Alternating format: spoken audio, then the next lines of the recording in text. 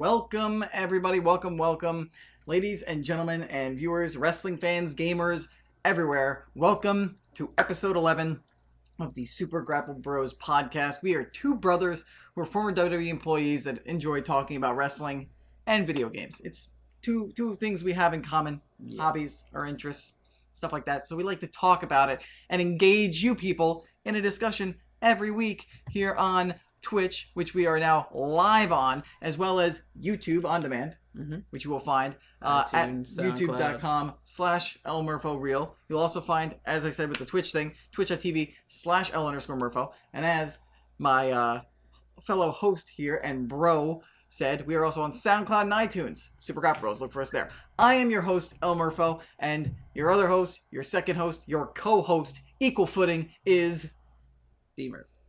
Dennis Murphy. Very energetic. He's totally awake. The kids haven't kept him up all week. Yeah, I've been pounding those new caramel M&Ms to try and sugar up for the show. You really, I got a 5-hour energy if you want to take a 5-hour. I'll be fine. All right. Anyway, this week it was a huge week in gaming, so we're gonna get through wrestling real quick. We're gonna go through the week in review super fast. Super fast. That's a joke only parents will get. Yep. So we are going to go through the week in review real quick. Then we're going to do our Money in the Bank predictions, and I'm going to aim to take that championship back from you. Good luck. Going to make it only a 2-week reign because this dude doesn't watch SmackDown so much anymore. So good luck in him making those predictions. Yep. I think I might have it good. I'm not entirely sure. I'm going to do my best though. And then we're going to go into E3. You guys have heard a lot of what I've had to say about certain things from E3, from certain conferences. I posted reaction videos, but we did not get Dennis's hot take. And I've got some other extra slots that'll probably bounce off of him. And we haven't heard from me about Xbox and EA and Ubisoft or Ubisoft or whatever. I think we did Ubisoft. Soft. I think I did Ubisoft. There was one other one, wasn't it? Microsoft, Nintendo. EA. I did Nintendo. I did Sony. I did Ubisoft. I did PC Bethesda. Gaming Show. I did PC Gaming Show. So I guess it's just EA and Microsoft. But still, that's stuff that I still got to talk about. Plus, I got more thoughts on other things because the week's gone by. We've learned more things. And there will be our weekly, very quick update with weekly Overwatch news. Overwatch news. So that'll be later in the show. Yes, but we're going to start off with wrestling. I'll let you kick off the week in review as I simulate this week's match card in Universe for Raw. We're going to switch over, not to that scene. Ooh, that's the wrong scene. We're going to switch over to this scene for now. Off to a great start. I'm just going to change the, I just got to do this, and I just got to add a source. So, why don't you break into Raw while I fix this? You mean the show I didn't watch? You didn't watch Raw. That's right. I did not get to watch any wrestling this week because my entire time was dedicated to trying to catch everything from E3 this week. I know there was some. We're already fixed, so. I know there was some locker room clearing with Joe and Lesnar to start the show off. Yes, there was. I think I brought the overlay in front of everything. There we go. Woo! There we go. All right, cool. We are back. All right, so I'm going to break down our Raw well, actually, I got to start the show. So I'll get started with the Raw discussion as I start the show. We're going to go back to full screen here with the camera. That was actually what started off Raw, what you mentioned. That's what I heard, yeah. We kicked off with Brock Lesnar coming out with Paul Heyman. Paul Heyman, said his traditional, offended stuff. My name is Paul Heyman. Yeah, with Brock Lesnar, and Brock, did the whole Brock thing, just standing there and looking all intimidating. With Brock Lesnar. That's his name. Bork Laser. Bork Laser. And the way, Lois, this is my Batman glass. Oh, nice. I also, one quick thing I want to point out from last week, I really liked how he threw in a joke about him being a Jew last week. Did we? Yes, Paul Heyman did, and I was just like, oh, WWE's gonna love that. Anyway, Heyman came out, said that he was, attacked, taken advantage of, assaulted, and demanded Samoa Joe come out, and he answered the call and come and battle Brock Lesnar. Sure enough, Joe did answer the call. Sensor's over there. And just went in and just straight up started brawling with Lesnar.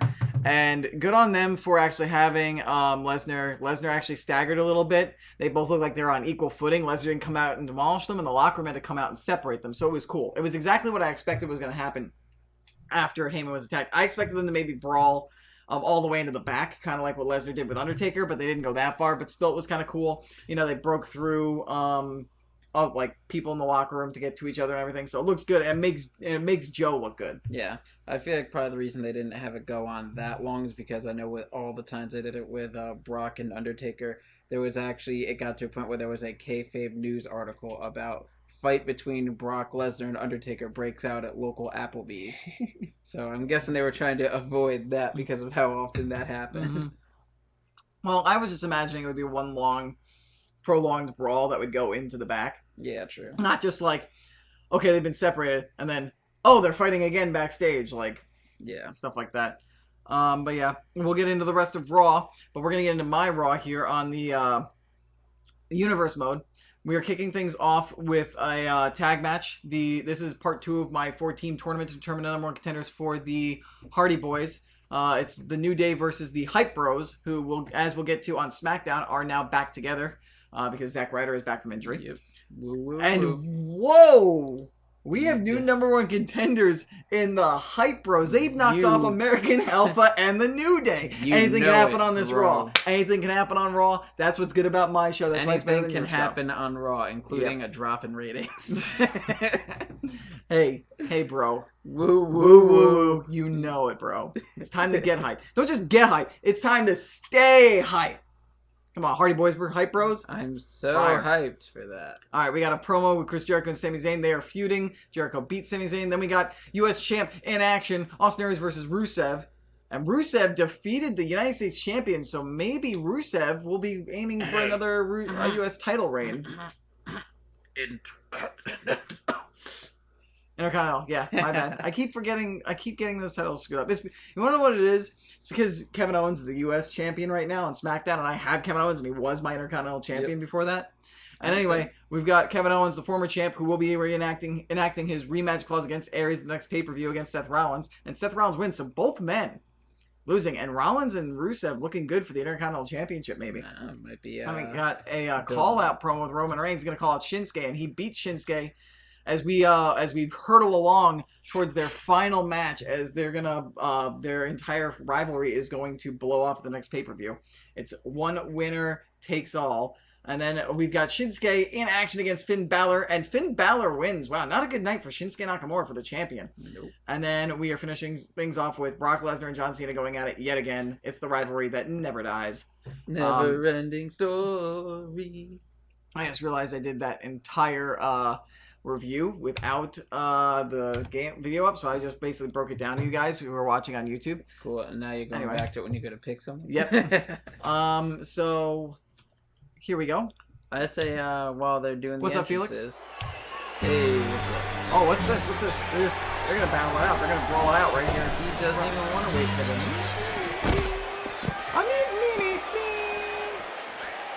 I gotta turn this volume down because that's kind of loud. Might be over our audio. Oh, Jesus. There we go. I think the audio's low enough now. So, now that we know what's going on in our universe mode, why don't we get back into the Raw discussion? You can't, because once again, I didn't get to watch it. See, you are a problem this week. Anyway, we'll speed through it really quick while I try to fight this brawl with the camera and everything obstructing me and trying to do this. I'm doing all things at once today. We're doing pretty good, Felix. How are you? Yeah, I'm doing pretty well. Doing all right. A little tired, but beating up on Brock Lesnar right now is John Cena. Anyway, then we've got we had Dean Ambrose and Miz shenanigans, which was just absurd. Yeah, didn't Dean dress up as the bear this week? I think it was Dean and Miz had a promo or something like that backstage, and then Miz said he wanted Angle. Miz said to Angle that he wanted Dean, and Angle was like, ooh. Angle was like, no, you gotta deal with him yourself. You're teaming with the bear tonight because lols. Then the freaking bear came out, and there was so many bad bear lines and puns with commentary, and it was just... Well, it was pretty much... There, like, if you remember what happened... Do you remember Adam Rose and the Bunny? Yep. It was pretty much Adam Rose and the Bunny. But instead of Adam Rose, it was Miz. And instead of a bunny, it was a bear suit. Apparently, Adam Rose might be retiring soon, by the way. Well, that sucks. But as far as that match goes, Miz assumed once again that the bear was Dean Ambrose. It was not. So Dean Ambrose came out. So like Miz just beat up some random guy. Then Ambrose came out, I guess, from underneath the ring or whatever, to dressed as the bear in the bear costume again. Hit Miz with a double arm DDT. And Dirty Deeds, and put Heath Slater on him because they battled Rhino and Heath Slater, and they got the win. And then Ambrose was like, haha, trickery with bears and stuff. And I was like, well, that's one way to kill that really hot rivalry. In Soviet Russia, you are Bear. Mm-hmm. Bear is you. Yeah, like it was just bad. Speaking of bad, that was a bad time to call for a comeback. Or was it? Don't call it a comeback, call it a once in a moment.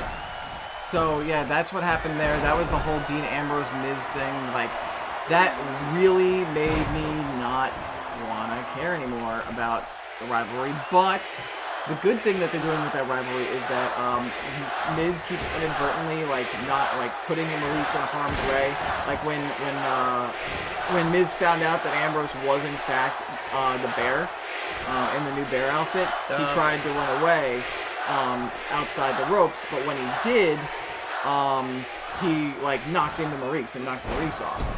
So they're selling the whole Miz and Maurice might have some differences to work out that might remove her as the X factor in their rivalry. Well, that would make it more interesting. Yeah. Good to know you're feeling great, Felix. We'll get to the John Cena thing probably when we get to SmackDown. Yeah, I heard about the John Cena free agent thing. I'm guessing that might have to do with the fact that apparently Roman Reigns is going to have a big announcement on Raw this week involving SummerSlam.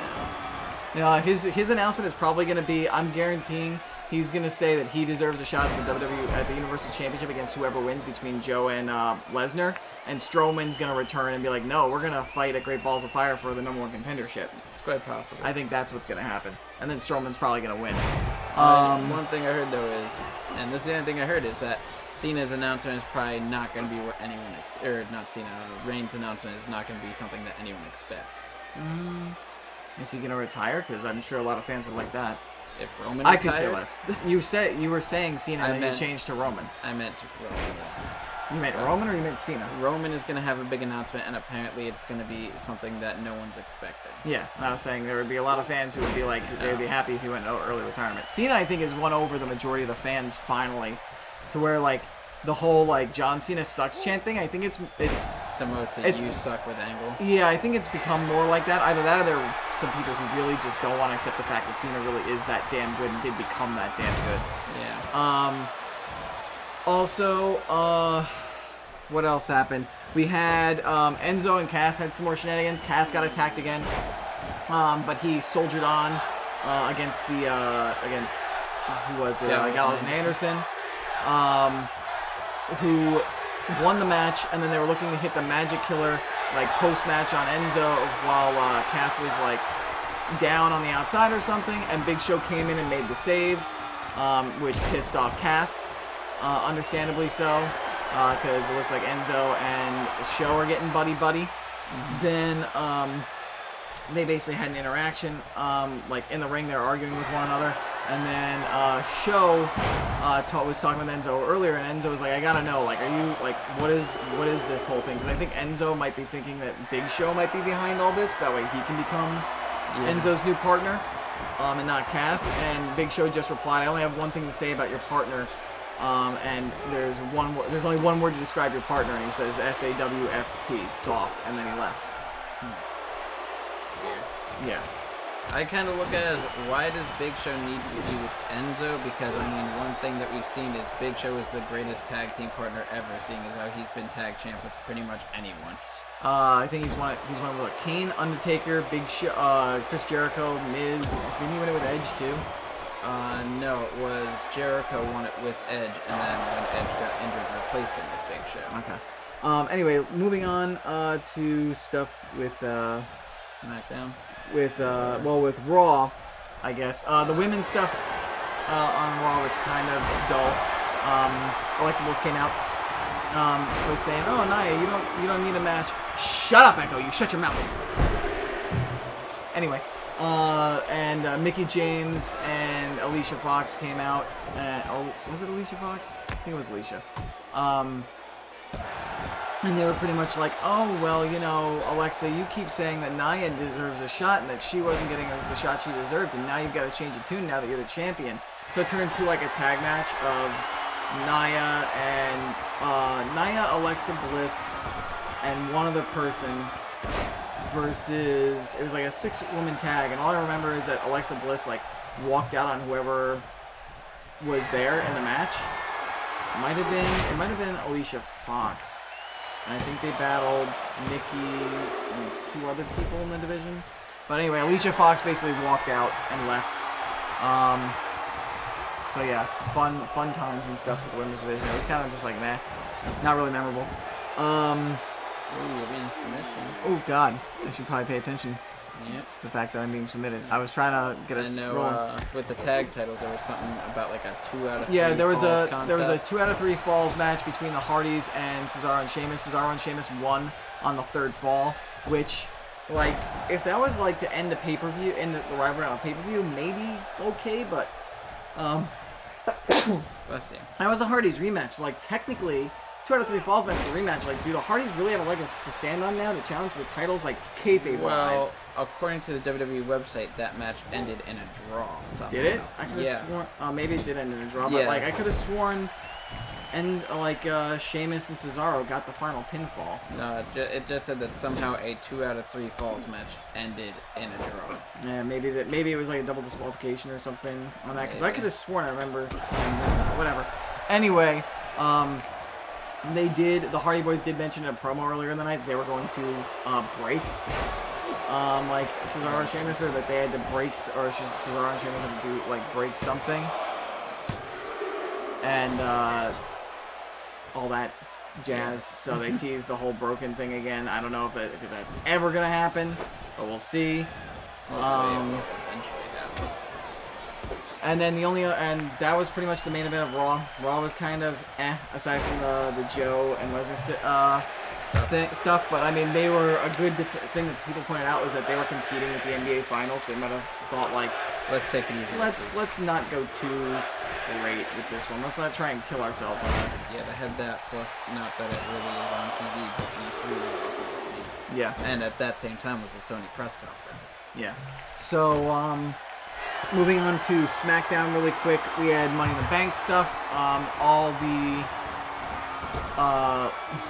I don't remember what happened with the women with the Money in the Bank.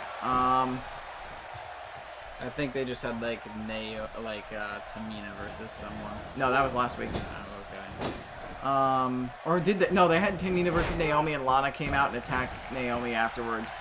But I think they had a promo, I think, with everybody. But they don't think they had a match. We had Jinder Mahal came out, cut a promo. Orton came from out of nowhere. His music hit, and of course the Singh brothers went to the ramp to go fight him, and he came from behind, from the crowd, came in, hit an RKO on Mahal, and left. So nah. Something happened. Meh. That's pretty much what I gotta say. Meh.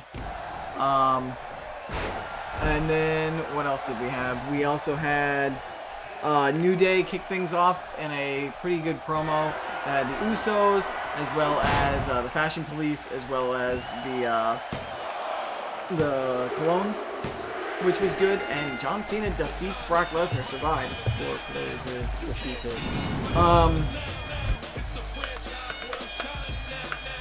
Pretty much just, this team's gonna come out and talk to this team and this team and this team. Then later on, the Fashion Police had actually a funny little discussion, a little like promo. Fashion Police, it was like 40s or 50s noir in black and white, and Fandango's find Breeze beaten up, and Breeze is like, and Fandango asked if he knows who assaulted him, and Breeze was like, yeah, the guy had 1 arm. No, 2 arms, two arms. And so after he's done describing him, Fandango draws pictures like, is that what they look like? He was like, yes, that's what they look like. And he drops the drawing as they walk out, and it's 2 stick figures. So I think it turns out that it might have been the Clones who attacked them because they've got a match on the kickoff against the Clones. Yeah. Yeah, I know they're still doing a little bit of a promo with that. Felix says that apparently it's being ruled a draw, but they won by countout. So I guess it was a draw, but I guess they won on a technicality, champion's advantage, double countout. Sheamus and Cesaro. So that was all that stuff, and also we're gonna get obviously the New Day versus the Usos for the tag titles on Sunday. And then for the actual Money in the Bank stuff, they had a what did they have? They had a 6-man tag match of Sammy, Shinsuke, and AJ versus Owens, Corbin, and Ziggler. Match basically, after the match, it descended into chaos, where everybody was hitting everybody with everything. People broke out a ladder, because the Money in the Bank briefcase was on the top, and it ended with Shinsuke Nakamura over everybody else with the briefcase in hand. Yeah, I heard about that. So that was SmackDown. You're going to go set up your shows. I go back full screen here. Mm-hmm. The next show we had was NXT. Drew Galloway came out and beat the crap out of somebody. We also got Asuka retaining the title against Ruby Riott and Nikki Cross, which was to be expected. It was a good match. Ruby Riott was eliminated first. Man. We had a little recap of the fact that Roddy Strong is going to be challenging Bobby Roode next for the NXT title. We had a promo with KO Cassius Ohno, where he said, I feel like Itami, like, we got heated last week, but this isn't Itami. He's just frustrated over everything that's going on. So I hope we can put this past us, and I'm sure we'll see next week that they won't be able to. Authors of Pain came out with Paul Ellering. They were talking crap about Heavy Machinery and how they've beaten everybody that they've come across. Heavy Machinery came out, stared them down. Akam and Razor looked like they wanted to fight them, but Paul Ellering was like, nope, let's leave. We're not going to do this here. So they left. That was pretty much NXT. Interesting. Quick, simple, not too difficult. You want to run down quickly predictions for... Yeah, so now we got that thing. I'm pretty sure that was definitely the quickest we've gotten through our week in review. For a while, yeah. So now what we're going to do is we're going to do predictions for the Money in the Bank pay-per-view on Sunday, and then we're going to jump into a whole slew of gaming stuff with E3. First up, as we discussed before, on the pre-show, it's going to be the Fashion Police, Breezango versus the Colognes. I think I'm like conflicted here because I think the Fashion Police is too over to lose this match, but I feel like the Colognes need the win more if they want to be seen as legitimate contenders. Yeah, that's true, yeah. For the tag titles. So I'm like torn apart. Oh, one other thing we didn't bring up in SmackDown that I brought up earlier. Zack Ryder is back from injury. He had torn his patella, was out for 6 months, and so there was a promo where Mojo Rawley was like, I don't know what I'm gonna do going forward. I guess I'm just gonna have to draw it up and just keep pushing forward. And then Zack Ryder came back. He's like, hey, I'm back. Hype Bros, we're back. And Mojo Rawley's like, all right, awesome, yeah, Hype Bros. So the Hype Bros are together again. Whoa. I think my brain's telling me the Colognes, but my gut's telling me Breezango. Because I feel like you just built them up. They just challenged for the tag titles, and they're hilarious. Mm-hmm. Right now, they're more over, so I think they're gonna give the win to Breezango. So I'm gonna say Fashion Police Breezango for that match. I didn't even know that match was happening. Because I like them, I'm gonna go with the Colognes. You're gonna go with the Colognes, okay? Yeah. So we're differing right off the bat. Now we've got the SmackDown Women's title, Naomi versus Lana. I'm going with Naomi because if Lana wins this championship, man, am I gonna be pissed. Oh, by the way, when Lana came out on SmackDown on Tuesday, she came out and watched the match and then attacked Naomi afterwards. There were "We Want Rusev" chants. Oh, I'm not surprised. So just figured I'd throw that out there. And Rusev really needs to show up and debut. I miss him. Yeah. Who do you got? Naomi versus Lana. I don't think Naomi. If Naomi loses the title, it's really definitely dumb. Naomi. Yeah, I don't think you're going to have Lana win on her first match when she's still inexperienced. She's got to work her way up that women's division, if you ask me. Then we got Usos versus the New Day. As amazing as New Day is now, over they are. I think the Usos have been carrying the tag division for the last few months for SmackDown, and they are the hotter entity. They do have more heat, and I think it'll be more interesting if the New Day chase the titles for a few months. So I think the Usos are going to retain here, but I think the New Day is eventually going to win, probably maybe at SummerSlam. I actually agree with that. Usos are who I was going to pick. Okay. Just so you know, I already know who I'm going to pick throughout the rest of the show. So, 100% determined. So if we have all the same picks, then it's because you're just a copycat. No, it's not. Anyway, I'm going with Jinder Mahal over Randy Orton. I don't think Mahal's losing to Randy. I think Mahal's holding on to that for a while. You pick the same. Women's Money in the Bank ladder match. I'm having a hard time trying to pick between Tamina, Becky, or Carmella. Because I feel like Tamina would be a nice intimidating presence with a briefcase. Carmella would be hilarious with James Ellsworth, and Becky, but I think Becky's the one who's going to win it. You think Becky? Yeah, why? Who are you thinking? I'm going with Carmella. You're going with Carmella? Because I think Carmella has the character that's best suited to have the Money in the Bank briefcase. She's good on the mic, and she can just sit on it and use it whenever she wants, which is good matching with her personality. I think you might be right. I also feel like eventually Tamina's going to get a run where she could have the championship and she can just come in and just destroy people. So I feel like that's good. But also I feel like Becky Lynch, I feel like Becky needs something right now. And I think maybe she'll win it and hold on to it and then use it to maybe take it away from Naomi and turn heel or something like that. Maybe. So I don't know. I'm torn between Becky or Tamina. I'll go with Becky. And okay. I'll be satisfied with Tamina. And then the Money in the Bank ladder match, I'm going with Baron Corbin. I'm going with the same exact thing. So, because I think it's the right time for Corbin, and it'll give him that main event kind of status he needs, but at the same time, it's not going to push him immediately, so long as they hold on and wait for him to cash in. It gives him time to build up his main event character. Can I make one additional possible prediction? Is it going to count towards the scoring? I mean, if you wanted to. What's the prediction? That if the Money in the Bank ladder match somehow happens before the WWE title match, that if that happens and Randy Orton somehow beats Mahal, which I doubt, but if that happens, I'm guessing Baron Corbin wins Money in the Bank, and then after that happens, Corbin comes out, cashes in, and wins off of Orton. He could, but I don't see... But that's all bent on if that stuff would happen. I don't think Orton's going to win, but I think if he does, it'll be after the Money in the Bank ladder match, and whoever won will cash in on Orton. That's my guess. I highly doubt that Randy Orton's losing, so... You all winning? Right. Yeah, winning. So we've got a difference in the pre-order. I don't care about those notifications. Go away. I'm going to get rid of the media volume on that. So we differ on the opener. You think the Clones are going to win. I think Breezango's going to win. We agree Naomi over Lana. We agree Usos over New Day. We agree Mahal over Orton. So we're basically voting for no title changes this Sunday. Yep. Then I've got Becky in the Women's Money in the Bank match. You've got Carmella. And we both have Baron Corbin for the Men's Money in the Bank ladder match. Yep. So... there we go. We will find out next week if you retain or I win. If we are tied, you get champion's advantage and you get to hold on. Yep. So until Great Balls of Fire. And still. Hopefully you are not the first one to have a successful defense, and I will take that championship back to where it rightfully belongs. We'll see. All right. Anyway, let's this very quickly. Yeah, now we're gonna sim through SmackDown.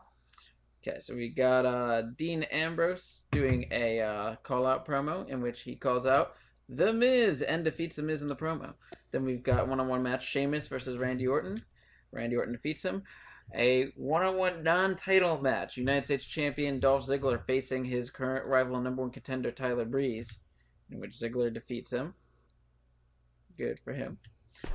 We've got another non-title match. The tag champions, the Usos, fighting their number one contenders, the Revival. And the Usos beat the Revival. It's not looking good for the challengers this week. No. Former champion Alexa Bliss fighting in a non-title match against the current champion Charlotte, who beat her for the title. And Charlotte beats her. AJ Styles versus Ty Dillinger in a Falls Count Anywhere match. Speaking of Ty Dillinger, did he get hurt or something? I haven't seen him on SmackDown in weeks. I haven't been watching SmackDown, so I wouldn't know.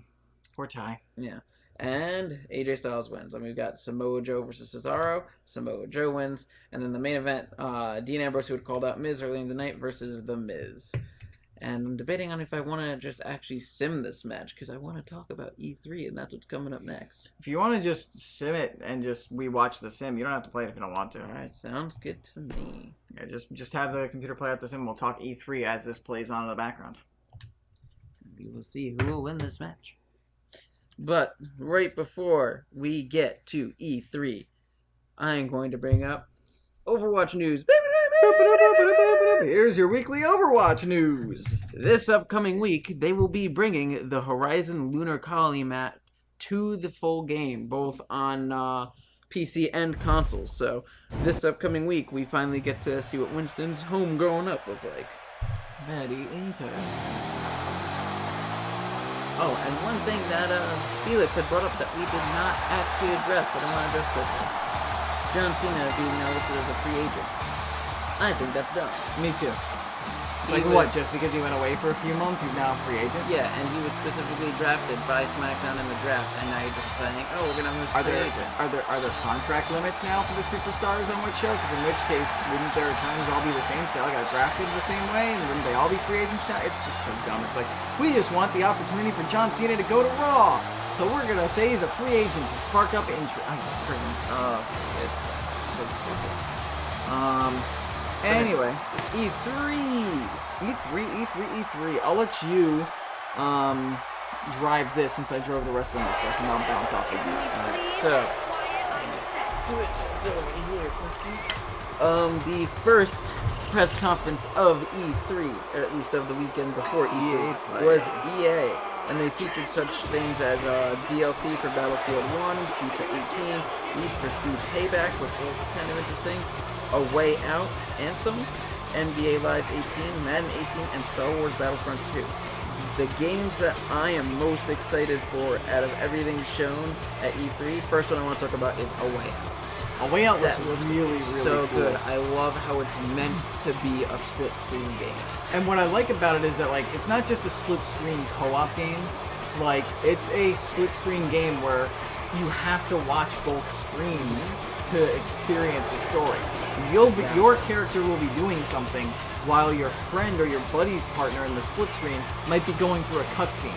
So you're playing your part, but paying attention to the other screen that shows up on your TV, whether you're playing like on the couch or online, so that way you can pay attention to what's going on. Yeah. And it gives that kind of similar storytelling that TVs and movies will often do, where they'll either split the screen or they'll cut back and forth between what each character is doing at the same time, except you actually get to witness them happening together in real time. Yeah, it's really cool. I like how it will drive with the story and everything. And I also like how you could have each of the characters try to do the same task, but because they have different personalities and everything, if you try to do it as the other person, you will have a different result.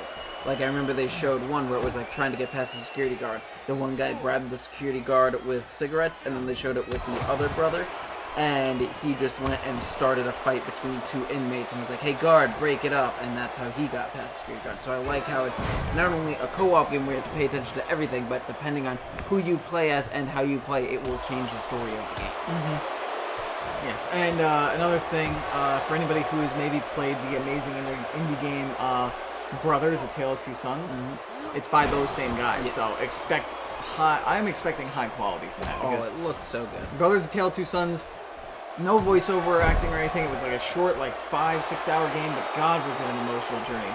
And it was amazing. I love that game, and it's these people making it, so I am very excited for A Way Out.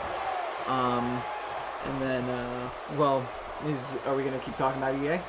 Well, yeah, because I got a couple more things that I wanted to talk about. I don't know if there was anything you wanted to touch on, or you let me bounce off. The only two things that I wanted to bring up, other than that, of things that I personally am excited for, are Anthem and Battlefront 2. But if there's anything else you wanted to bring up about EA. Yeah, before we get to Battlefront 2 and Anthem, which are kind of like the main events, especially Battlefront 2. Yeah. I would like to talk about the sports stuff. FIFA 18 and Madden 18 look like they're going to be really, really fun this year. FIFA really 18 is returning the journey, which everybody knows from YouTube. I love that series. I play 2 matches a week every week in the regular journey, trying to get through it now. But we will have the Journey 2, or the Journey Hunter Returns. And basically the story of that is it takes place after the first journey. After a first successful year in the Premier League, Alex Hunter is the talk of the soccer and football world. And essentially what happens is since they got Ronaldo as the cover athlete, they basically have Ronaldo interact with Alex Hunter early on in the journey, and through Ronaldo, there is an offer being talked about with Alex Hunter about him going to play for Los Blancos, which for Real Madrid in La Liga. And basically, Hunter, he's always wanted. If you watch the Journey 1, he talks about, because they play Real Madrid in the friendlies in the beginning of the journey, and he talks about how he dreams of playing for Los Blancos, playing for Real Madrid. And so this is a dream of his. So he's very intrigued in the offer and is contemplating whether or not he actually wants to do it, or if he wants to stay loyal to his team in the Premier League and stay in the Premier League. However, the news leaks. Real Madrid pulls their offer as a result, and so now Hunter is left with no offer to go to Real Madrid, and all the fans in his Premier League team hate him because they think he's a traitor who doesn't want to stick around. So the Journey 2 is about, as the song that accompanied it goes, Should I Stay or Should I Go by The Clash. Basically, Hunter has to decide, do I want to stay in the Premier League and try to win these fans back, or do I want to go and move on to greener pastures and play in another league and take another league by storm? Which I think is really cool. I think that's an interesting way to do things. Yeah, it seems really good. Mm-hmm. It doesn't seem like the World Cup is going to be in this one. I guess they'll maybe wait for next year, because I thought it would have been, if for those of you, spoilers, if you guys don't know the end of the journey and are waiting for me to beat it, do not go away for 5 seconds, or mute this for 5 seconds and come back. Alex Hunter at the end of the journey, he gets picked up for Team England. So it was teased maybe we'll get to see the World Cup in, I believe it's Russia, but it's not going to be in the game this year. It doesn't look like it's going to be in the journey this year, unless it's going to be at the end and they're waiting maybe for another reveal. So I'm hoping maybe there it is. So hopefully, if it's not this year, maybe it's an add-on over the summer to the journey, or maybe the journey, season 3 of the journey with Alex Hunter will be all about winning the World Cup, and we'll just play the year that leads up and ends the World Cup next year after the World Cup comes out, which makes sense because Miz, no caring for Dean Ambrose, Disrespecting Ambrose. Because then the good thing about that is the World Cup has already happened, which kind of sucks because you can't really get pre-hype by playing it. But if it happens after, FIFA, EA and FIFA, that studio can actually render and create the stadiums that are actually the stadiums that were used in the World Cup, because they'll have been debuted at that point. Because we don't know what they're going to look like yet. Yeah. And then Madden 18. If we go to Scope confirmed Russia 2018. It's going to happen in Qatar in 2022. So thanks, Scope. Anyway, and Madden is going with their own story mode called the Long Shot, which is not going to be like the Journey or any other career mode where it's you play as a person in the professional league for a season. Right? Yeah, the entire story is about this kid who was a quarterback for the University of Texas but went undrafted, and it's about him trying to work his way in, I guess, the Canadian football leagues or something like that, trying to work his way into earning a spot into the NFL Combine, and then trying to hopefully do well enough in the Combine to get drafted. And it ends, and if you do it successfully, it will end with the player getting drafted into the NFL.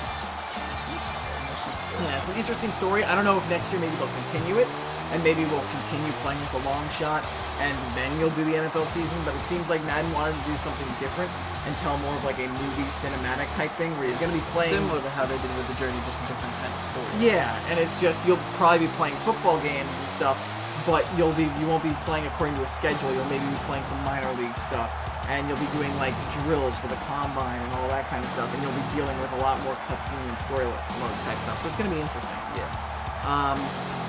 And then the only other stuff that really came out of EA was Battlefield 1 DLC and a new Need for Speed game, Payback, which looks like it's going to be kind of similar to looks like they're on a Fast and Furious route, like the actual like street racers and car thieves kind of thing, which looks interesting. Nothing too like flashy. Never been a big fan of racing games. But I'll let you take the wheel on. See that transition there?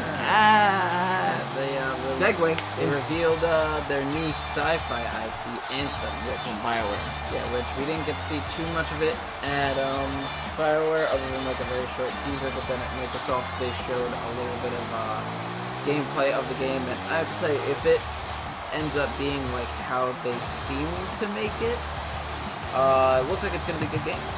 Yeah, it's being made by BioWare Edmonton, which is the original BioWare studio that I think it's Ray Muzica and Greg Zeshuk or whatever, those two guys, the founders of BioWare. That's the studio they made.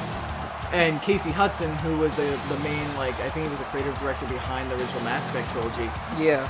He's behind this game. So it's not like BioWare Montreal, the people who handled Mass Effect Andromeda, for all the people worried about that. Yeah. And to be fair, the blame really shouldn't be put on BioWare Montreal that much for that situation. Now that the stories come out about what happened to that, it's not entirely their fault. They were kind of rushed. But so like it makes me really excited. That said, from what we saw of Anthem, a lot of it looked like it might be. It seems like gameplay. And it looks like gameplay, but it could be kind of like a glorified tech demo like we saw with Watch Dogs a few years ago. So I'm tempering my expectations. I'm excited. I really want to see more, but I don't want to like go nuts and get fooled again like I did with Ubisoft and Watch Dogs. The one reason I'm getting excited for it is because from what I've heard of some people who have gotten to try it out a little bit at E3, they're describing it as like it has the potential to be like Destiny.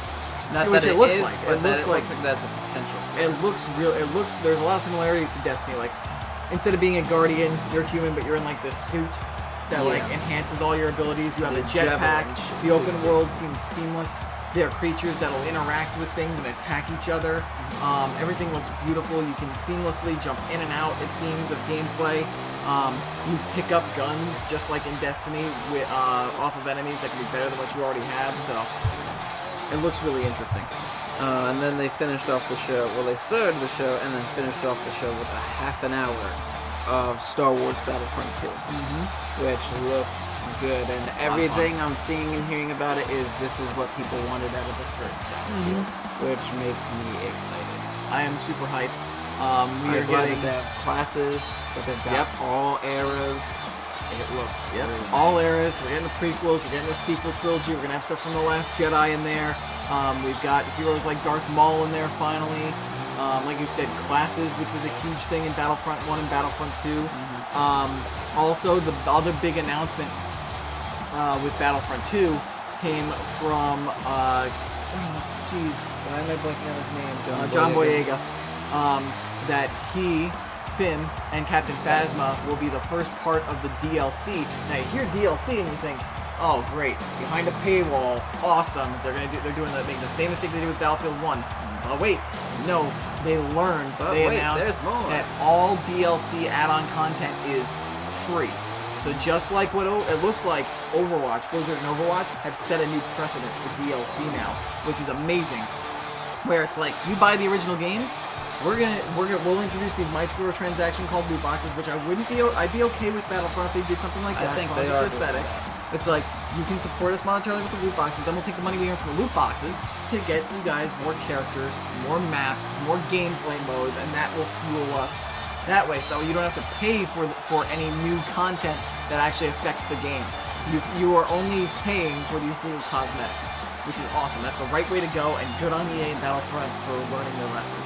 And as far as you bringing up Overwatch is concerned, I'd say it's Blizzard, Overwatch, and most importantly, Terry Crews. You disappointed me. You upset? Yes, because Terry Crews was announcing that he's going to be there, which made everyone think, oh, Doomfist. And what was it? Microsoft Press Conference Crackdown 3, in which everything I'm hearing about is, it's good, it's not great, but I mean, it's fun. Well, that's kind of what the original Crackdown was. Exactly. So. And that's an actual good segue because we were done with EA and we were moving on to Microsoft. Yeah. Crackdown 3 was one of the big games that was announced there, which, like we said, looks fun. When they originally showed it, it was going to have a lot more destruction than it looks like it has now. Yeah, apparently the destruction is going to be limited to the multiplayer. Okay. But that was that. The big thing with Xbox was the reveal of the Xbox One X. Which I think is slightly of a mistake of naming it that. Yeah. Because I could see it now. Hi, GameStop. Hi, how can I help you? Hey, I want to get a Xbox One X. Could you hold it for me? Yeah, we'll hold an Xbox One S for you. Yeah, the Xbox One X, right? Yeah, the One S. Yeah. They sound very similar and it's going to cause a lot of problems. Yeah. But, anyway, the One X, they showed a lot of stuff on it. Everything was on it. It's all in 4K, which is cool. It's all in 4K, which is cool. But one thing that also bothered me is they announced a lot of things as exclusive. But when you read the description, timed exclusives. Most of it is either timed exclusive or console launch exclusive. A lot of the things are not actually exclusive. Yeah, exclusive doesn't mean exclusive anymore. Yeah. I think it was like 3 or 4 of the games that they announced as exclusive are actually exclusive to the console. And and speaking of the console itself, pricing in at $600. Or no, $500. Yeah, $499. And they're not making any profit off of it. Yeah. I think it's a mistake. I do too. Because I don't see myself buying an Xbox One S or One X.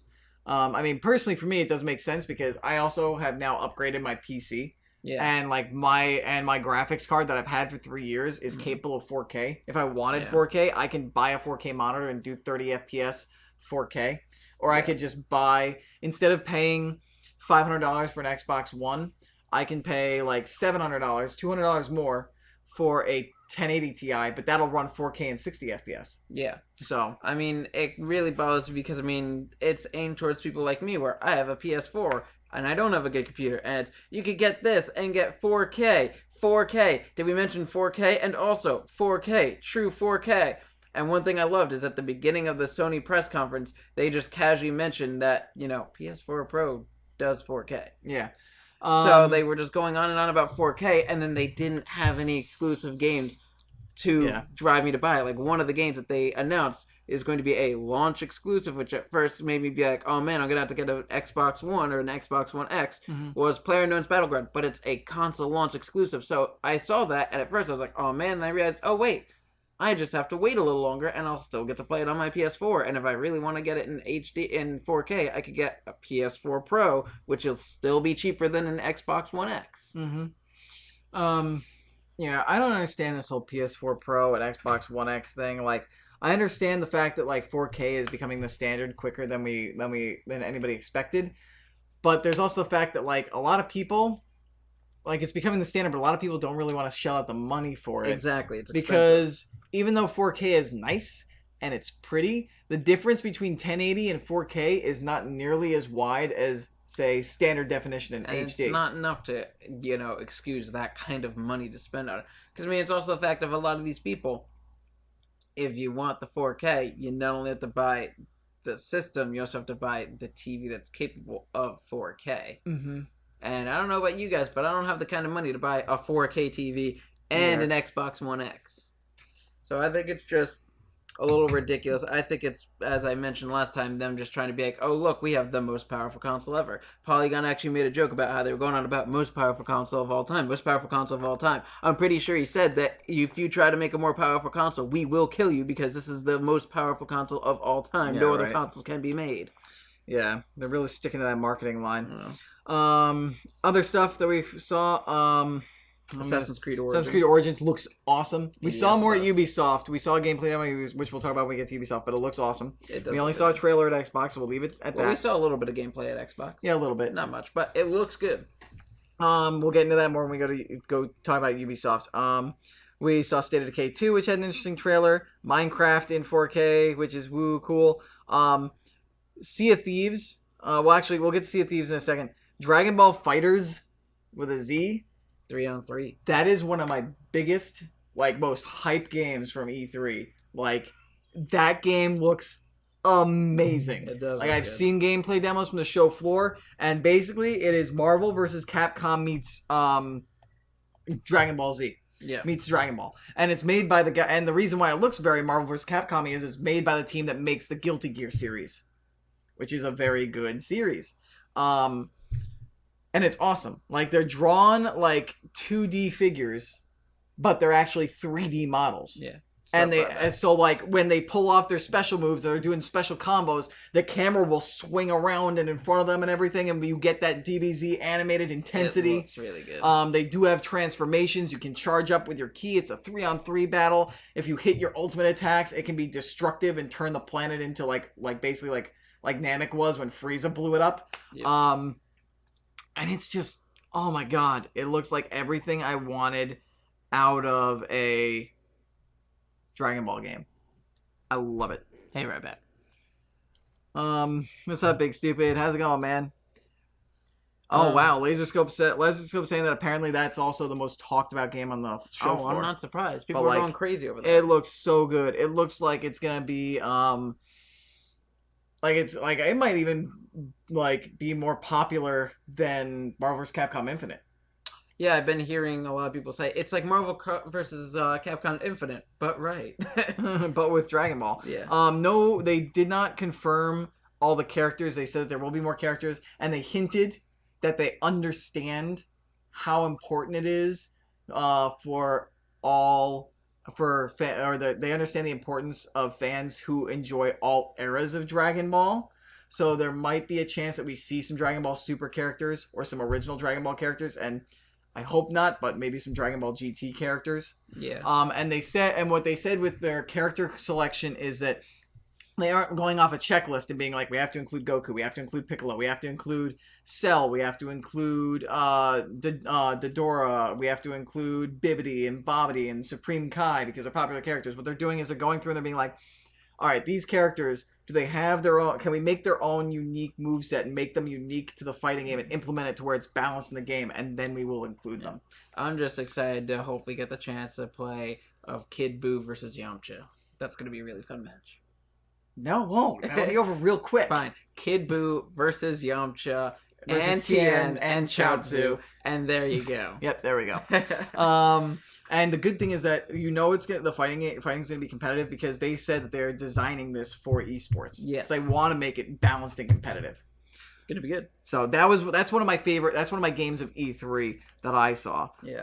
But last thing we need to talk about from Microsoft is Sea of Thieves, which is another one of my favorite games. Like a lot of fun.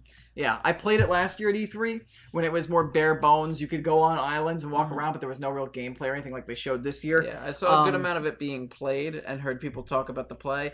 And the McElroys over on Polygon, they described it as probably the funniest game they've ever played. Oh, it's so much fun. It's fun, it's funny, and what they're doing here, now you can go underwater, you can search sunken ships for treasure, you can go on the island and use clues and go on a treasure hunt and stuff, yeah. Yeah, and find treasure. One of the things I'll let you go. One thing I want to point out is it's also a game where you do have to be very conscious of everything going on, like with your ship and stuff at all time, because for example, if you want to raise the anchor, you could have one person raise the anchor, but it takes a while. If you have all 4 people do it, it makes it go much faster. Mm-hmm. And one of my favorite things I saw in gameplay was in the one that Polygon did. The 3 members of the crew went onto the island to go look for the treasure, and the last person on the boat, Justin, thought it'd be a good idea to move the ship closer, so he went to move the ship closer and kind of forgot to drop the anchor and crashed it into a rock and basically killed their ship. So they came back with the treasure to find no ship there. So it's also a game where you have to, be wary of what's going on with the ship. It's open world, so like you got to be careful with your crew of like who you want to leave with the ship and who you don't, because if you leave the ship by yourself, another crew can come sailing by and see a ship that's unattended and be like, let's sink them and screw them. Yeah, you won't get to the ship again because they do have a friendly mermaid that will take you back and everything. But yeah, but still, it's annoying. Yeah. And then we also saw that you can use a cannon to shoot yourself out of the ship, way that to get onto an island or to get onto another ship and board and engage in combat on the ships. Yeah, just hope you don't miss. But it looks like so much fun, and I cannot wait for Sea of Thieves. Same. All right. Next thing to talk about is the Bethesda press conference, which was a thing. I'm just gonna say, I don't think it was that impressive of this stuff they had overall, but the thing that impressed me is they had all these things. They had Doom VFR, Fallout 4 VFR, new stuff for Elder Scrolls Online, the Creation Club, which I'll say something about that in a minute, Elder Scrolls Legends, Skyrim coming to the Switch, Dishonored, Death of the Outsider, Quake Champions, The Evil Within 2, Wolfenstein 2, which looks amazing. But the thing that impressed me about it is not all the stuff is impressive, but all of it is coming out in this year. That is, yeah, props to Bethesda for only putting out stuff that's going to come out this year, so that way you're seeing things in almost their final state. Mm-hmm. I will say about Bethesda, that's cool. Their VR games actually look like they might actually be entertaining VR games for people who can afford a VR device. The Quake Champion stuff looks cool. I like that they're trying to get into esports with it because like Quake was the like kind of the original shooter that really got people like playing like crazy with one another and kind of like brought about the competitive gaming. And then Wolfenstein 2 looks interesting. It looks good. The thing with Bethesda is like, yeah, that was really cool, but it was really short. There really wasn't a lot of talking. It was just a presentation video. There wasn't a lot of like discussions on things. On games, and we didn't hear anything about Elder Scrolls 6, the rumored Game of Thrones game that might be coming out. Well, they came out with the reason as to why they haven't talked about Elder Scrolls 6. Why? Because they haven't started making it yet. They have the team that works on the Elder Scrolls game working on some other project right now. They're not saying what, but probably they're saying the Game of Thrones game. It's quite possible. But one thing I do want to point out is, this is something I found funny. Someone I saw posted on Facebook about how apparently the alt-right thinks that Wolfenstein is racist against white people. I heard that. In which my friend's reaction to it was... I saw some of those tweet reactions, and I just face palmed so goddamn hard. Well, my friend's Matthew Town, actually, his response to it was simply, well, yeah, they're killing Nazis. Yeah. But, I've seen some horrible tweets, like people actually defending the Nazis and that. And I'm like, it's so dumb. Oh my god. But let's move on from that. Yeah. Happier times. PC Gaming Show. Yes, PC Gaming Show, long show. That had almost too much talking. Yeah, a lot of real-time strategy I did like the games. host, though. Yeah, he was good. They also had OMG. It's Firefox, who's a popular streamer. That's true. Yeah, she co-hosting. Was good, yeah. She was good. Although a lot of real-time strategy games. She's not a bad thing, but they started off the show with like almost 4 real-time strategy games in a row. And real-time strategy games I like watching. But you can only have so much. Yeah, you can only tolerate watching it without playing it for so long, and they spent almost their first half hour of the show talking about real-time strategy games. Yeah, exactly. Like, I think that was a bad move to not break those up. Yeah. Well, they did break one up for the end, which is something that I was really excited about. Really cool. Yeah. The remastered Age of Empires. Oh, God. I am a huge fan of Age of Empires, and I've been saying for a long time, when are they going to get more Age of Empires? Seems like they've forgotten and given up on the series, and I've been expecting them to come out with some kind of simplified one for phones. Like, it seems like with the way phones are now, and they've got all these games like Clash of Clans and stuff, which are kind of RTS, I feel like Age of Empires could do really well on it, and I've been waiting for them to do that. But this, I was not expecting this, and I was blown away HD remake of the original Age of Empires, the definitive edition. They said they will be revealing more. I don't know if that means maybe Age of Empires 4, or maybe they're going to release that this definitive edition is maybe not just a HD remake of the original, but maybe of 2 as well. And maybe 3. Yeah, because 3 is like 10 years old now, if I remember right. Yeah, it's been forever since Age of Empires 3 came out. They made an Age of Empires game. Yeah, so that's really cool. That was exciting. PUBG news came out, which I'm excited for. 2 new maps. 2 new maps, including one that's going to happen in the Adriatic area, which is going to be snow covered. They're going to improve weather physics to make the rain weather better and include sunsets while you're playing. They're going to introduce climbing and vaulting, which is awesome. It'll allow you to climb buildings, maybe find your way into buildings easier, or sneak around more, hide more. And also, if you're trying to, one of the most aggravating things in PUBG is when you're running from a circle in a complex, the circle's like right on your back, and then a white picket fence is there, and the white picket fences are too tall for you to jump over unless you time it perfectly. So you get stuck there, and then you're behind the wall, and then you're almost screwed, possibly dead. So now the fact that you can vault over it, and the same with cars, it's like, it sounds like a simple thing, but it's huge for the future of the game. Yeah. They also announced a new weapon. Yeah, a bullpup rifle used by Spetsnaz. That'll be interesting. So Did you hear about the new mode they're gonna release at some point? they're gonna release a new mode for PUBG. I didn't hear that. Oh yeah, I'm surprised you didn't hear about this. No, You're I gonna love didn't. this. No ETA on it. They said they have no idea when it will be brought to the game, but they are going to have a zombies mode where you get chased down by zombies, and if you get bitten, you turn into a zombie. Okay. And it's kind of a last man standing zombie style thing. Okay. And they showed some footage of it, and it looks good. What happens if somebody shoots and kills the zombie? Do they just keep coming back until there's one person left alive? I guess it's just until whoever's left last. Whoever's they didn't really release much information other than it's coming and that they had some footage maybe of it, it's but maybe it's something where where it's like traditional PUBG, but whenever somebody dies, they come back as a zombie and they have to be killed again. well, they showed that the zombies also go and attack people. Like one of the last things they showed in the clips they showed was a zombie jumping off like the third story of a building onto someone biting them. Jesus, unless the zombies are maybe AI and not players, and then you become like a zombie as a player. Eaten, yeah. So that'll be interesting. I'll be interested to see that. Yeah, I'm get not people to stick around longer in the games. Yeah, I mean, I'm not super big into like. I feel like we're getting like a little oversaturated. There's been too many zombie games nowadays. Yeah, a bunch during this, but I just thought it was interesting that they said that at some point, not for a while, but at some point, they're going to be bringing it to the game. Yeah, and Big Stupid. I don't know if I'm going to be streaming later. We're going to see how the day goes and the post production stuff for this old show goes. But let's move on. Anyway, yeah. Ubisoft. Well, was there anything else at the PC gaming show that I might have forgotten about? Nothing. I don't think that was that interesting. Yeah, Mountain Blade 2 looks interesting. Just an announcement that Sea of Thieves will be coming to the PC. Islands or whatever they want to call it. Yeah, so Elands, which is interesting. Yeah, it looks kind of Minecrafty, except you can like build your own island a lot faster than simply chiseling things. Yeah, don't want to go into a long talk about it, but I just want to say The Last Night looks gorgeous. Which one's that again? That's the one that is like very hard to tell at times whether it's real or pixelated. Yeah. Except for the people in the game, they're very pixelated, but it looks beautiful. That's true. All right, so now we're moving on to Ubisoft. Ubisoft. Some kind of soft. They did confirm that the Mario and Rabbids crossover is happening and it's Kingdom Battle, and it actually looks amusingly funny. It actually looks pretty good. Yeah, it's like XCOM but with Mario characters, and everything I've been seeing and hearing about it says that it's fun. They don't know if it'll be as fun as XCOM, but the battles are shorter and you move along in the level that makes more sense than the fights in XCOM do. Mm-hmm. But yeah, it looks interesting, and I'm excited to try it out if I ever get to Switch. Yep, we also saw The Crew 2, and all we really saw from The Crew 2 is just that you can play everything. You can drive everything. Pretty much. I'm waiting for Crew 3 when you could ride donkeys.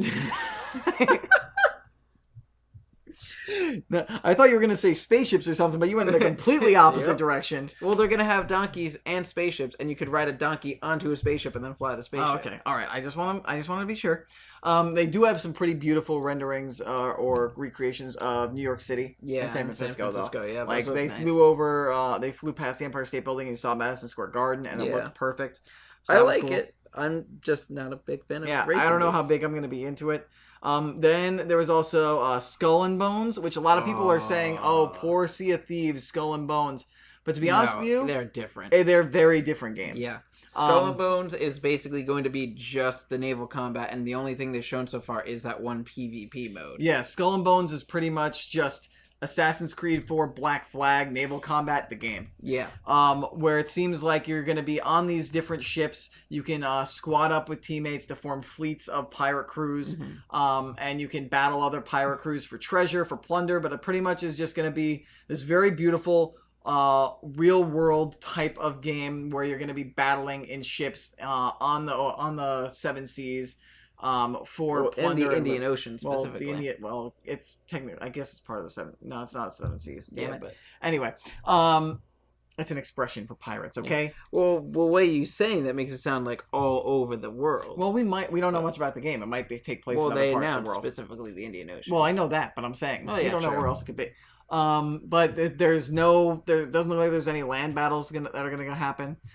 It doesn't look like there's going to be any boarding of ships. Pretty much you select to board and it's just an automated process. Yeah. There's no actual ship to ship, like ship on ship combat or crew on crew combat. You could do some stuff like that. But... So like it's very different from Sea of Thieves. Like if like Sea of Thieves you can do more with, but I feel like Skull and Bones is going to be a more realistic-ish and like it's going to be more gritty. competitive and everything. As opposed to Sea of Thieves, it's going to be competitive versus cooperative. Yeah, that's the basic idea between exactly.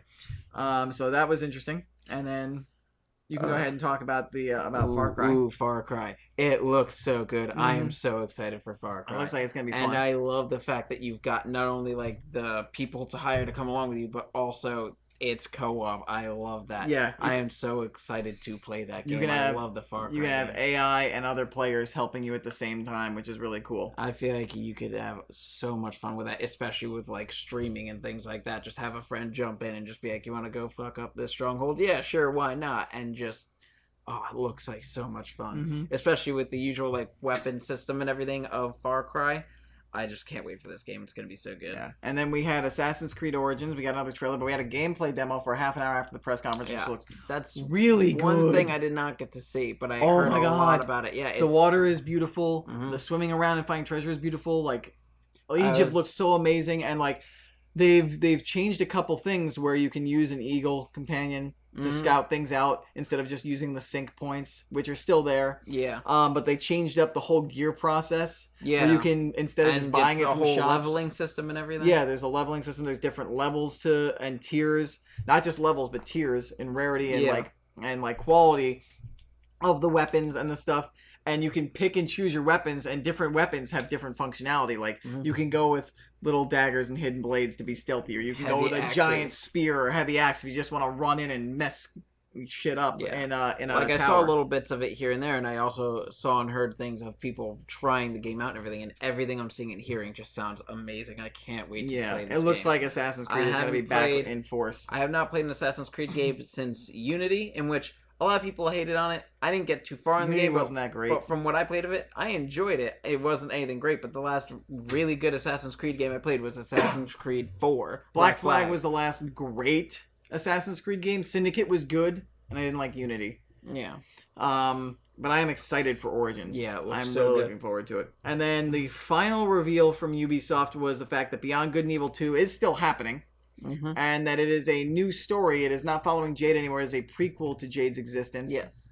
So I never played the original Beyond Good and Evil. Same here. I heard it was really great. The trailer looks really cool. That chase scene, like a lot of people I saw saying, really felt like the chase scene in Fifth Element. Yeah, a lot of people were describing it as very Fifth Element-esque. So it looks really cool, and it looks very interesting, but it was also just a trailer, so we'll see what happens. I will say that I think the coolest thing about it was that the creators... or the heads of the teams came out and they were practically in tears of the fact that it was finally happening. Yeah. So that was a really cool thing, and it seems like one thing I will say is it seems like everybody in Ubisoft loves Yves Guillemot. Yeah. Of Ubisoft, and just seeing that press conference and the unity that like the Ubisoft studios seem to have, it makes me really wish that Vivendi can goes and f's off and stops their stupid hostile takeover, because it looks like everybody at Ubisoft is really tight. Yeah, it's ridiculous. Sony, second to last. Uncharted Lost Legacy looks good. Looks good. Uncharted looks fun. Looks like Chloe and Nadine are gonna have a really interesting dynamic. They're kind of like frenemies, sort of. And there is some good like witty banter. There's gonna be puzzle solving. There's gonna be that actiony adventure. There's gonna be those beautiful like treasury, like explorative, like exotic locales. It's gonna be good. It's gonna be cool.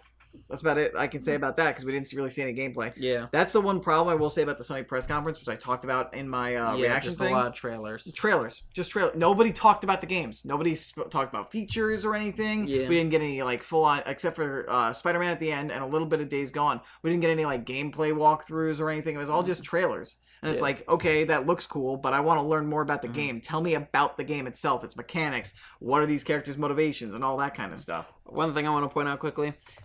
Something that was mentioned throughout the entire weekend that was also mentioned in Sony press conference. Guys, Skyrim came out in 2011. Can we stop just bringing it to everything and changing it slightly and everything? Like, I loved Skyrim. I played a ton of Skyrim, but I think it's time to try something like Skyrim, other than everything. Skyrim. Skyrim Switch, Skyrim VR. 6 years ago. Almost 6 years ago, November Skyrim 2011. Definitive Edition, Skyrim Double X Super Ultimate Tournament Edition. Like, one thing that Justin McElroy on Polygon had said about it when talking about how they announced it for the Switch is, because if you ever wanted to play Skyrim with motion controls, now you can do that, because that's what everyone wants, right? Skyrim with motion controls? Yeah, that's gonna do great. Yeah. Anyway, we also got Days Gone, as I mentioned before, which looks interesting. Yeah, it looks interesting, but it looks like The Last of Us meets zombies. The most interesting thing out of that entire of that game is just how the zombie hordes act and work. Like, that is impressive to have that many characters. Dead bear. Yes. You'll see that many zombies, like a horde that big in a video game, moving around seamlessly without causing any frame rate issues or like the game crashing is impressive. And that's, I think, the real big drawing point of the game. Yeah, but I mean, at the same time, I'm at a position where it's like, if I have a choice between Days Gone and State of Decay 2, I'm probably going to go State of Decay 2 just because the gameplay looks more interesting. Mm-hmm. But anyway, what else was there? Monster Hunter World was shown, which I know a lot of people were excited about. Shadow of the Colossus is getting another remake, in which I'm like, oh, guys, one was HD. This is the entire game remade, like the controls and everything. Yeah, I know. I'm like, it's cool to me, but I'm like, we already remade Shadow of the Colossus, so I'm not super big on it. I'm not as hyped as a lot of people are. I don't know. You might be different because I know you loved Shadow of the Colossus. Yeah, I played it. I thoroughly enjoyed it. I'm gonna play. If I get the chance, I'm gonna play it. Mm-hmm. Like, I'm excited for it. I'm not like overly excited, but I mean, it was one of the more exciting things that I saw this weekend. Yeah, we got Call of Duty World War II multiplayer, which looked cool. Just trailers, but though. Again, trailers and specifically angled shots. We didn't like actually see the HUD. We didn't actually see the gameplay or anything. Mm-hmm. So like, looks cool, but again, like with a lot of these games at Sony, it's like it was just a trailer. We didn't actually see what the game will look like when you have the controller in your hands. Mm-hmm. Most exciting game of the entire E3 weekend, though, was the next one, which was the fishing game for Final Fantasy 15. I saw that, and I was like, you're going to take the most boring, mundane part of Final Fantasy 15 and turn that into a VR game? Really, PlayStation? Really, Sony? Really, Square? Yep. Ugh.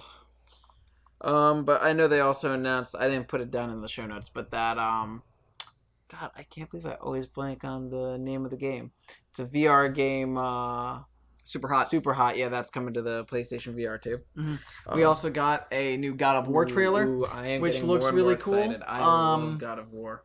Yeah, like, we saw the World Serpent in the game, which, for those of you who don't know what the World Serpent is, in Norse mythology, it is basically a giant leviathan, or basically like snake, serpent, like eel type creature that is so long that its body literally surrounds the earth. It covers the circumference of the earth. Mm-hmm. That's how large it is. So that's kind of what Kratos and his son were going for. They were looking to summon him somehow, and they got his attention. And his son said he wants to help, but we don't know with why. And it's his father. Well, no. He wants to. I know. Like, and then we saw what looked like, or appeared to be, we can assume, is Kratos' baby mama.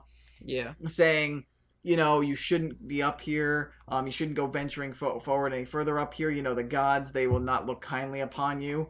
Because, he kind of killed the entire Greek pantheon. I don't think Odin and crew will see him and be like, yeah, that's a guy we should totally keep near us. Yeah, exactly. But then again... Lovely. Anyway. Sorry about that. That's why we locked the doors. That's why we should have locked the door. Yep. Anyway. Well, I just lost my train of thought. So one thing about the God of War thing is he's got a magic axe now. Well, yeah, and we saw him messing up a bunch of people in gameplay, but didn't see any of the Norse gods. Yeah, we didn't see Norse gods, or we saw them as those other characters, but like they weren't confirmed. We didn't see any Norse gods. We don't know what Kratos' motivation is for being up in Scandinavia. We don't know what his quest is. We don't know why he's summoning the World Serpent. Like, there is so much we don't know about this game, and this and like we didn't know, and like it's the same questions we asked last year when the first trailer came out, and we got no answers to any of our questions this year. Yeah, like God of War, this new God of War game looks really cool. But we got no answers to any of our questions. Yeah, unfortunately. I'm still getting excited for it, though, because this is something that I was saying since God of War 300 is, I wonder if they're going to have them start going after different gods. And I'm kind of excited to see what they do. I for hope this. not. Like, I hope he goes after specific gods. I don't want God of War to be turn into Kratos kills this entire pantheon of Well, gods. I'm not saying like I want it to be like Kratos just goes and hey, there's gods, let me hunt them down. I'm hoping it's more of a thing of where it's like, oh crap, that guy kind of killed all of those guys that are like us. Let's try and take care of him. And the people that try to do something about it, he goes after them. Like I wouldn't mind seeing him battle like Loki or Hell with a single L. And like the bad gods, or maybe Ragnarok happens and he tries to stop Ragnarok. But I don't want to see him killing off, like going after and slaughtering Heimdall and Thor and Odin. Yeah, I don't want to see that Thor shows up, or Baldur. Like I don't want to see him doing that. Like I don't want to see him doing that either. But I'm just saying, like I always thought it'd be interesting to see him start doing something similar to like the first God of War, where he targets a specific god and goes after them, like someone from Norse mythology saw Kratos and was like, oh crap, I don't want that guy here, tried to do something to kill him, and he was like, alright, well now I'm gonna go after you. Mm-hmm. And I will say, if the kid dies, I'm calling bullshit. I don't because it's die. Like, because that is rehashing the story of the original trilogy. Well, the original trilogy was him being forced to kill his wife and kid. Yes, but it's like, do we really have to watch this character, like, who is grown through 3 movies, get a new family just for them to get slaughtered again in I don't think the kid's gonna die. I think if anything, there's gonna be a big moment where the kid ends up saving him. Or maybe if this is a new trilogy, the kid eventually becomes the new God of War or Kratos. Yeah. Anyway, yeah, and then we finished things up with 2 games. Detroit Become Human, which looks really good. I'm excited. By the Heavy Rain makers. It looks like you're going to be able to play as... Last year we saw a AI, an android who was a reporter, an investigator. This time we saw the android who is leading up the android resistance in the game. So it looks like Heavy Rain, you're going to play multiple characters and you're going to make certain decisions, and those decisions are going to shape the outcome of the game. So it looks like it's very, very Heavy Rainy, but it looks like an interesting story and an interesting tale, so it looks cool. I'm excited for that game. It looks really good. I like how you have a bunch of different choices, and they showed a little bit of gameplay after this press conference on the floor, and everything I've seen of it just looks interesting. Like I saw one bit where there was an android that there was a hostage situation, had a little girl with a gun to her head at the edge of the building, and you're trying to, like, you have different tactics to try and talk this guy down and out of it, and at the same time analyzing clues of the scene to see how everything played out, to try and get a mindset of what that character's going through. Yeah. I think it's really cool. Yeah. And then the big announcement big part of the Sony press conference was Spider-Man. I want pictures. He does whatever a spider can. Or what a spider pig does. Spider pig does whatever a spider pig does. Can he swing from a web? No, he can't. He's a pig. So we got to see, we learned more after the press conference, but this was like a full-on gameplay demo. This is a seasoned Peter Parker. He's been doing this for about 8 years, but he's still only 23 years old, so he's still a young guy. Mm-hmm. He is investigating this group known as the Demons. We're moving in on Wilson Fisk's territory, and Fisk appears to be still running his criminal ring from within prison, because we get to see Fisk. And we find out that the Demons are headed up by a character called Mr. Negative, who I have never seen before in the comics. Yeah. He's this character who is like a good dude on one end, but on the other end, he's also wants to take over and become a criminal overlord or crime boss in New York City, and that's his Mr. Negative persona. So it's like, and Mr. Negative can summon this kind of electric energy and summon a sword out of electric energy and stuff like that. Looked good. So I'm excited to play it. When I saw it last year, I was not that excited. This year, I'm like, now I need Spider-Man. Yeah. Didn't know that would happen. The combat looks very Arkham-y, which is good. I like it. It's because I think, and I brought this up in my Sony thing, I feel like Arkham set a good template for all superhero games. I feel like how Arkham handles that stuff should be probably how most superhero game combat, if you're going to go the action route, should be. Yeah. Just adapted to the hero Yeah, itself. exactly, and that's what they did. They made Spider-Man, instead of about gadgets, he was all about his web shooters and stuff. He was about being athletic, throwing in funny quips when he was fighting people and taking people out, which is perfect. Hitting That's all we people need. with construction equipment, attaching large generators to helicopters. Yeah, exactly.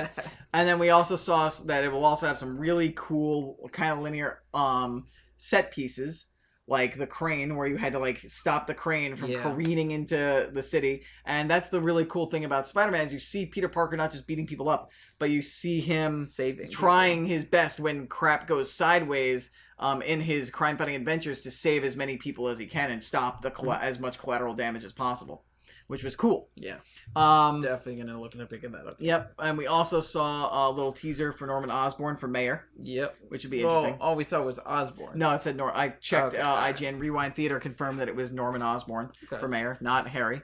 And then we also got to see the big tease at the end. Miles Morales is in the game, which I think is going to be awesome. I think what I want to see happen is, I don't want it to be like in the Ultimate Comics where Peter dies and Miles takes over. You want it to be the two of them working together? Yeah, exactly. I want to see Miles get his powers somehow throughout the course of the game, and then stumbles upon Peter, finds out who Peter is, and Peter has to like mentor him. Almost kind of like, very similar to like a Batman and Robin type thing. Like that whole thing that you saw with Spider-Man in the beginning, it's kind of like the tutorial thing, and then you go into the game as Miles and like work with Peter on the side. No, I think it would be something where it's like, because I know they did say that they're going to have other suits and stuff in the game, so that might play into that, where it's not just other suits, other characters as well. I think you play like the first half of the game as Peter, and then halfway through the game, Miles maybe gets his powers through some accident, and then you're switching over between Miles and Peter, or maybe at the end of the game, Miles actually becomes Spider-Man, so that way in the sequel you'll actually have like a kind of experienced Miles instead of a Miles that doesn't know what he's doing. Yeah, true. Because I want to be able to play as both of them. Like, I like Miles, but the only problem I really had with Miles Morales as a character in the comics was the fact that they felt like they had to kill off Peter Parker in order to have Miles Morales. Yeah. You can have two Spider-Men doing amazing things in the city with their different powers. Several Flash, and no one complains about that. Exactly. So I'm excited about all of that. I'm excited to see Miles Morales and see where that storyline goes. Mm-hmm. Gonna be really cool. And lastly was Nintendo, which... the big N. I mean, cool stuff, but I don't really have a Switch. I think they actually had one of the stronger. Oh, I agree. Shows. I mean, they had Xenoblade Chronicles 2. They had Kirby. They announced that they're doing a Pokemon RPG game. They showed a new Metroid. Well, they showed the Yoshi. logo and announced that it was happening. Yeah, but like they also had Yoshi, Super Mario Odyssey. They talked more about Mario Rabbids Kingdom Battle. Rocket League's coming to the Switch, which is cool. Switch. Yeah, a lot of really cool stuff. I'm so overjoyed that a proper why does this keep moving the camera? I am so glad that a proper Pokemon RPG game is coming to the Switch in addition to Pokken Tournament. That was huge. Mm-hmm. The announcement that Metroid's coming back, though, that was a good move by them to just show the logo and say this is in development. It might not come for a long time, but we're just letting you know it's happening. Yep. Which is a lot better than what a lot of other game companies do, because a lot of other game companies are like, we have to come up with a trailer, and then it'll look nothing like it, or the actual game itself. Kingdom Hearts 3, Final Fantasy 7 remake. But this was the smart way of going about to do it. Yeah. And then, like I said, Xenoblade Chronicles 2 looks awesome. I still have Xenoblade Chronicles for my 3DS. I have to play the original and beat it. One thing I keep hearing is that the highlight for a lot of people at E3 and kept them going more than coffee was the new theme song for Super Mario Odyssey. Super Mario Odyssey looks amazing. I want a Switch, and I want it now because of Super Mario Odyssey. Like, you can throw your hat onto things and become... Like, there's a meme out there that says, Microsoft... Xbox One X has has a CPU with 8 processors and can do 4K. Everyone shrug. Nintendo cuts them off and goes, Mario throws a hat, and when he goes onto that hat, he becomes that thing. He throws a hat into a frog, and he becomes a frog. I'll just show this quickly. This is a good meme I saw that was a good representation. Microsoft 489, Sony, yeah. That's a good representation of how E3 was for the 3 big ones. Microsoft with the One X at $4.99, and Sony an image of Spider-Man, and then Nintendo a T-Rex Mario. Does he have the mustache on too? The Mario mustache? I can't see the mustache, but he does have the Mario hat on top It's of like, his head. you can throw your hat onto a frog, and then you become the frog, and everybody's like, "Oh, Yeah, E3 won." But that's a really cool mechanic, though. No, I And agree. they said like they came up with the idea with the mechanic, and they tested it out, and they're like, "Wow, this is really cool. Let's actually just make the game around this mechanic," which they did. But the other really cool mechanic in Odyssey that makes me so hyped for it are the 2D sections. Have you seen that or heard about that? Yeah. You basically, there will be segments where you can't platform any further, but the wall has like an original Mario kind of 2D platformer on it. And you can go into a warp pipe, and you come up to a 2D warp pipe, and you're basically running along the wall, platforming up the wall in a 2D space as 2D original like 8-bit Mario fighting like 8-bit Goombas, and it has like all the original Mario sound effects. It has Mario, like all the Mario music from Odyssey goes into an 8-bit version. If Mario's wearing something, like he was wearing the poncho and the hat in the demo they did in the Nintendo Treehouse afterwards, he'll be wearing that all 8-bitty and Nice. and I think that's just amazing. That's a genius way to platform. It hits on the nostalgia, and it's retro. And it's an innovative way to game. Nintendo is really getting it with the Switch right now. Because, I mean, when they first announced the Switch, I was at a point of like, well, I've got a PS4 and a Vita, so I don't need a Switch. And then they have Zelda, and they're coming out with Mario, Odyssey, ARMS looks good. ARMS, they've got Mario Kart 8 Mario Deluxe Kart looks 8 good. Deluxe. They've got Mario and Rabbids Kingdom. They're gonna have a new Metroid, and the more and more I see, I'm like, I'm gonna have to get one of these. I think Nintendo showed this year. Oh, and they got Skyrim. I gotta get it for Skyrim. Oh yeah, we gotta get Skyrim. Gotta get Skyrim. Are you excited for Elder Scrolls 6 Argonia DLC specifically for Skyrim? As long as it has a Khajiit, because I need his wares.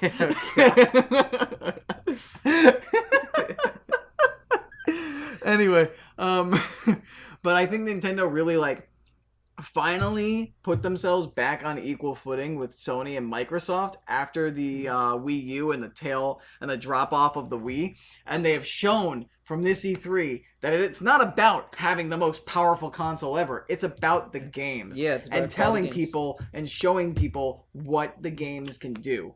I just remember one thing that was not mentioned at all, and I can't believe I didn't get to put it down anywhere. What's that? One thing we have not talked about: Shadow of War. That didn't get revealed. Oh, Shadow of War. That was at the Microsoft conference. That was at Microsoft, and it was at PC Gaming Show. Yeah, we saw a cool cutscene with the blade of Galadriel, which was cool. I liked how Celebrimbor, who, for those of you who don't know, that's the elf wraith that your main ranger character is being possessed by, and it's the reason why you can die and come back to life.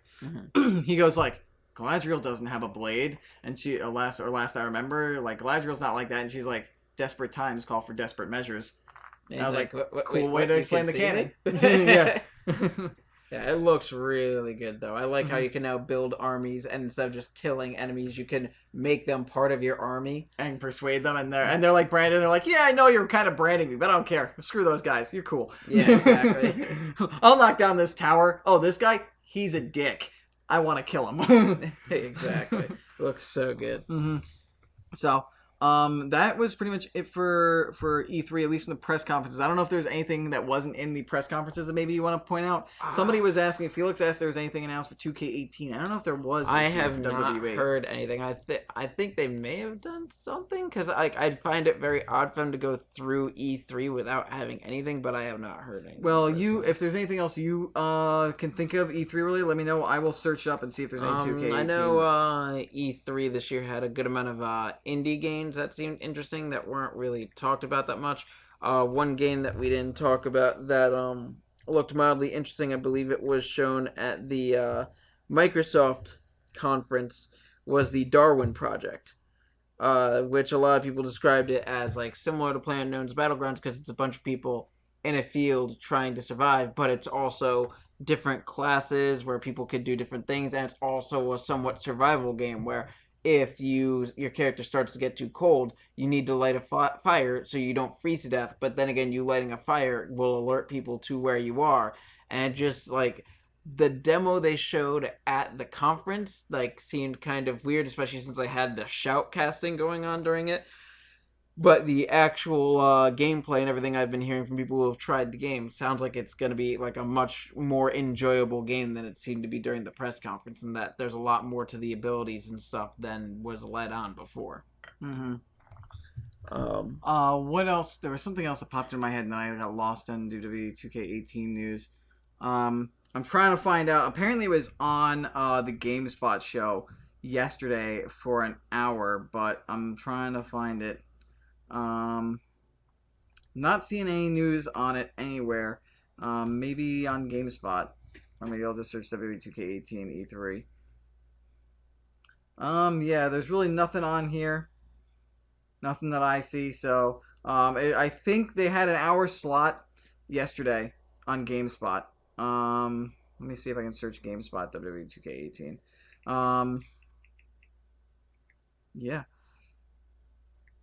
yeah, and E3 was not the best E3, but everything I heard is that a lot of the stuff that was shown was good, like Assassin's Creed and stuff like that.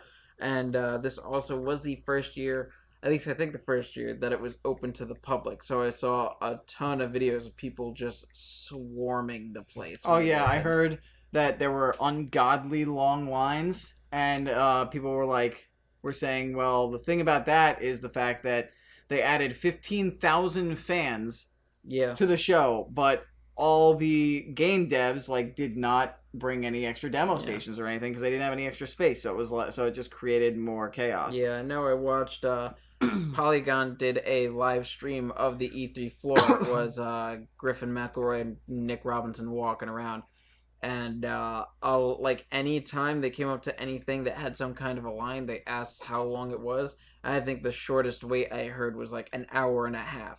Yep. For any of the demos, and it was just them showing off everything on the floor, but it was just insane what was going on there. Mm-hmm. I'm searching GameSpot and nothing's coming up for WWE 2K18, so I guess there's really nothing that came out of E3 really. I can they check usually WWE.com start to too. One other game that we forgot to mention, by the way, Destiny 2.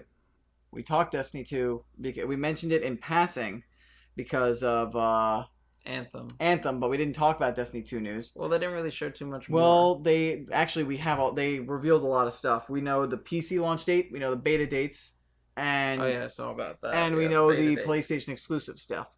And also the game's now coming out. It was really slotted for September 8th. It's now coming out September 6th on PlayStation 4 and Xbox One. October 24th is when it goes on to PC.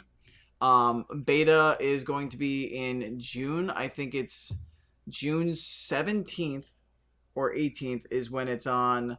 I think it's June 18th for it's like June PlayStation 17th 4 and 18th for that, 18th and 19th for the Xbox One, and then it's open everyone else on the 20th. Yeah. Mm-hmm.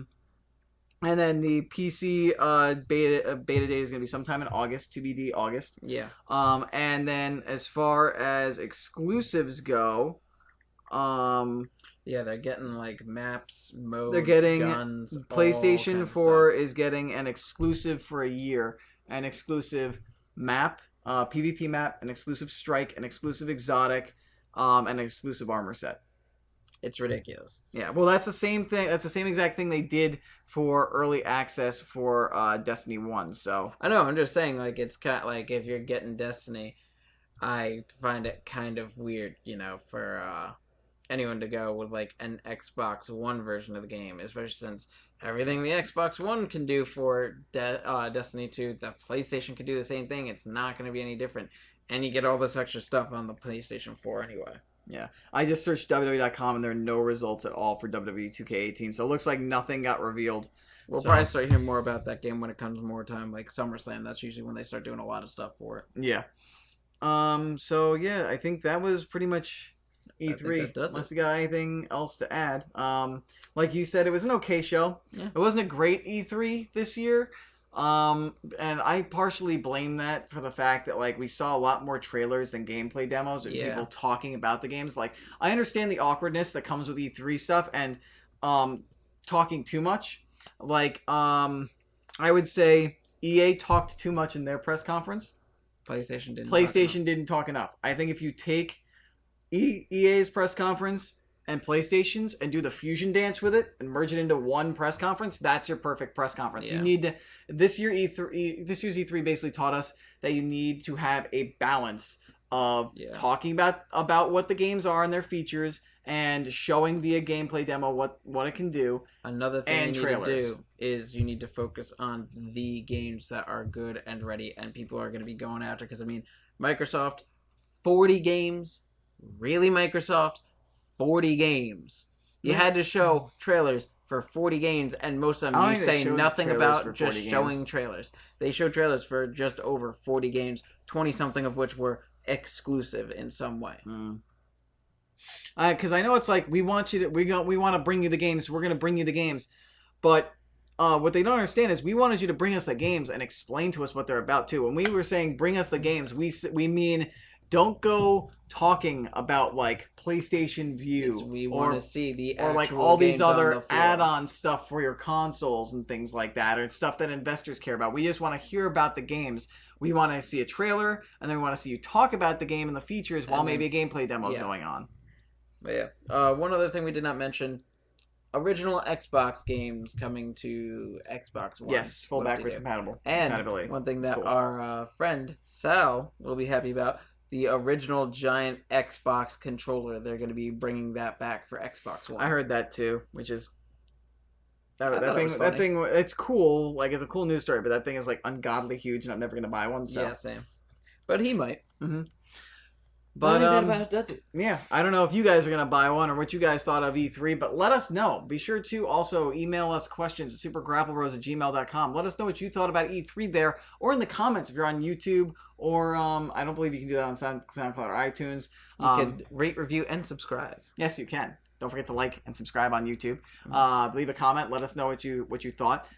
Be sure to join us every Friday, varying times, Eastern time zone, on Twitch, twitch.tv/L_Murpho. So that way you guys can watch us live and contribute in the chat live, and we will engage with you like we do with guys like Felix, Big Stupid, Laserscope, all those guys, or Dennis calls Big Stupid Ryback. The big guy. You can find us. My YouTube channel is youtube.com/LMurphoReal. That is where we are on VOD on the podcast over on YouTube. You can also find us on SoundCloud and iTunes, like I said before, at Super Grapple Bros there. Search that. Don't forget to rate us as well on iTunes, because if we get enough ratings on iTunes, then we can be publicly searched for and discovered. And we'll be promoted more, which will be big for us. The only way more people can find us, our audience can grow. You can have more people to talk with and engage in conversation with about what we discuss. Yeah, the only way we could really grow is with, word of mouth. You guys going out there telling people about the show, rating, reviewing, subscribing, all that on iTunes. That's what's going to get more people to notice us here and make it bigger and better for everyone. Yes. So thank you all so much for watching. Next week, we will find out who has won our Money in the Bank predictions as we go over the review. And I'm going to hopefully take this back. I'll hopefully come back to where it rightfully belongs. Otherwise, I'm going to have to wait until I claim it amidst some great balls that are on fire. I'm going to declare as the prediction champion that if my random ASS prediction comes true about whoever wins the Money in the Bank. No tiebreaker. No, doesn't count. Not counting on that. But I'm going to declare that if that somehow happens, since I doubt that's going to happen, that I get a prediction Money in the Bank championship to cash in. No, you don't. How does that even work?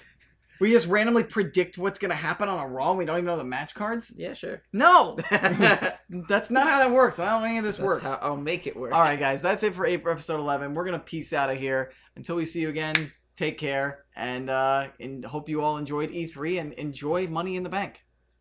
Peace. Deuces. Back and forth. Back and forth. We go back to back. We go back to back.